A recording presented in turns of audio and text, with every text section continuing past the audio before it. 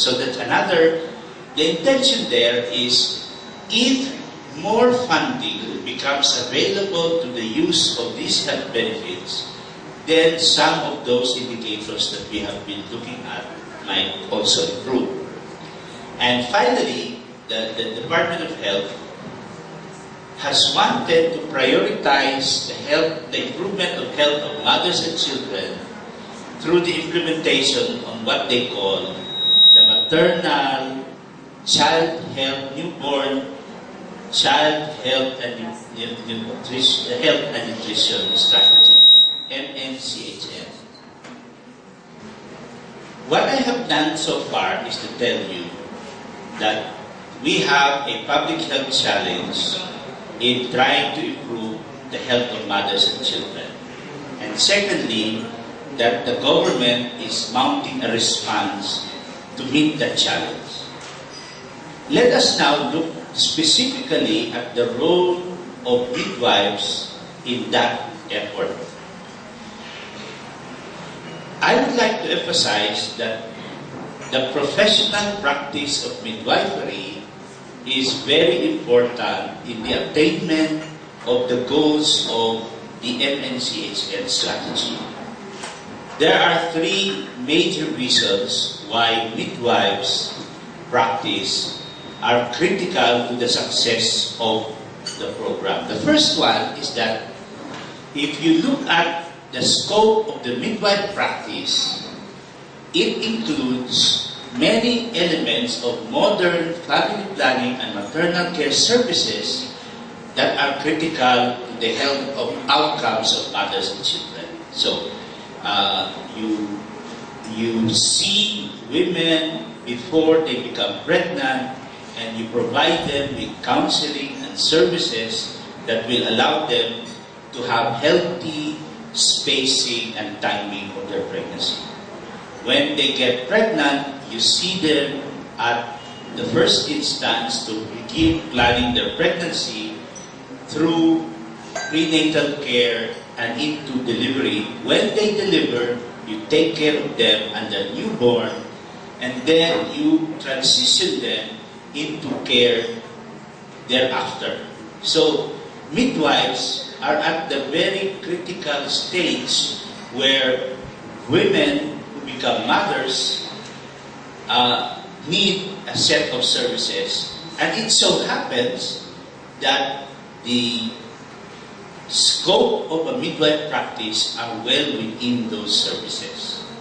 I think for our male midwives, this represents a challenge because it is really talking about the middle of being a wife and mother. That's why it's called midwife. Now, there's a second reason why the professional practice of midwives are important in the Philippines. In any issue in the Philippines, they always talk about percentages. Like, let's say, percentages of 35% in CPR of women of reproductive age, and percentages of pregnant women. They forget that if you translate these percentages into absolute numbers in the Philippines, these numbers, millions. Women of reproductive age in the Philippines is around 12 or 13 million. That's the numbers of voters of Noynoy for president. And the numbers of pregnancies is around 3 million a year.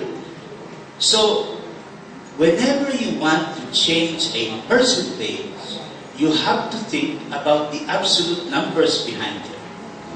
And if you think about which of the health professions are in the position to improve these numbers at scale, how many obstetricians, gynecologists are there? Can they bear the burden of increasing that? How many general practitioners actually in the community can they bear the burden of increasing those numbers? And I tell you, it is only the midwives who have the numbers to respond at scale and quickly.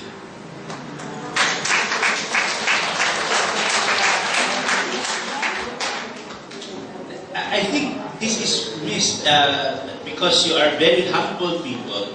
Yes. And you are and some of you, and most of you are shy, but there are a few that are very loud, outspoken.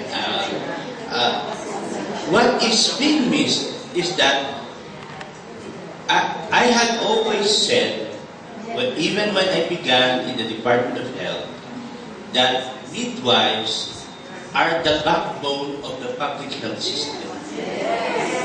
And it is true now, and it is even more true now that we are approaching 100 million as a country. So, the last reason is even more critical. Because it is not just the numbers of midwives that are remarkable, it is also the readiness and the willingness of midwives to serve in locations where there are poorer, less access, and more disadvantaged people. Very few of our obstetricians and gynecologists would locate their practice in the places where you are. Very few even of our general practitioners would do so, but hundreds and thousands of midwives work and live every day in around communities where people have less means, where people are less educated, where people have very fewer options for their health care. In many communities in the country, in fact, in the mountain communities, in the remote islands, in many cases, the midwives are practically the only source of modern health care available to our people. These are the three reasons why the professional practice of midwifery is critical to the attainment of the maternal, newborn, and child health and nutrition strategy of the Department of Health. Their practice hits at the core of the services required. Their numbers allow us to meet the needs of the large population, and where they are and where they are located and where they are willing to work hits at the poorer half of our population that needs these services. Now I look at, hindi naman siguro ito bago. I think many intelligent people have seen the importance of midwives. Many officials, policymakers have seen what great work midwives can do. But why has the midwife contribution to the attainment of these goals been less than what is desired?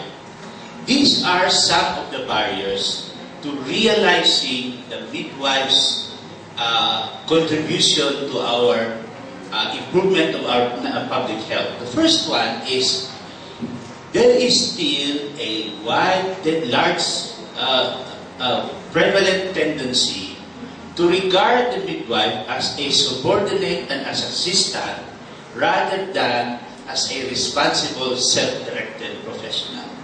There's a tendency that the midwife is always thought as somebody that is assigned under the supervision of the health officer, of a doctor, or even of a nurse. So there's a tendency to think of the midwife as subordinate and in an assisting capacity. The second is that the vast majority of midwives are still thought of as serving the community in their capacity as employed in the government sector.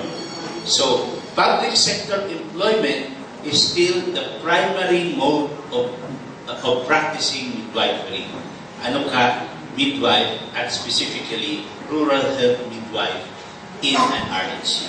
Yun pa rin ang pag-iisip na yun ang main way by which the midwife contributes. It is notable that a rural health midwife doesn't operate independently in an RHU. She normally operates as part of under the supervision of the rural health physician.